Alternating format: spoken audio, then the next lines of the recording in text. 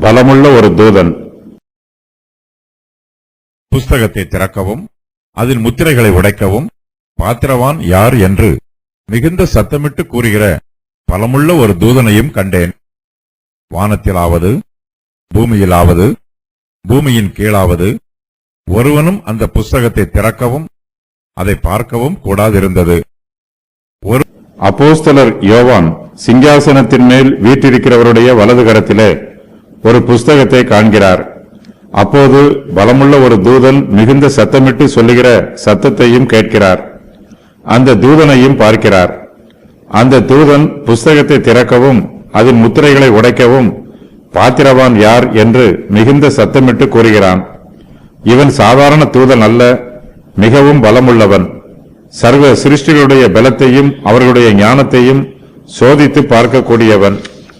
தேவனுடைய ஆலோசனைகளை திறக்க வேண்டும் என்றால் அதை திறக்கிறவருக்கு பலமும் ஞானமும் இருக்க வேண்டும்.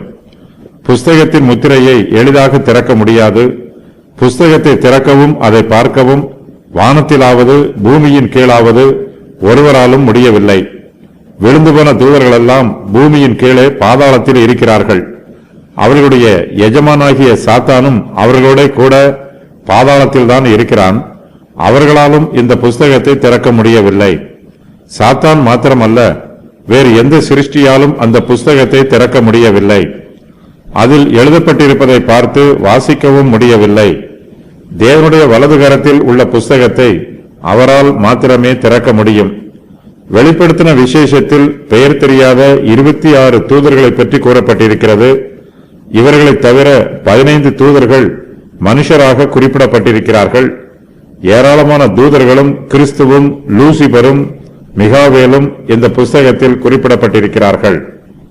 மனுஷர் உணர்வோடு இருக்கும் 3 லோகங்கள், வானம், பூமி, பூமியின் கீழ்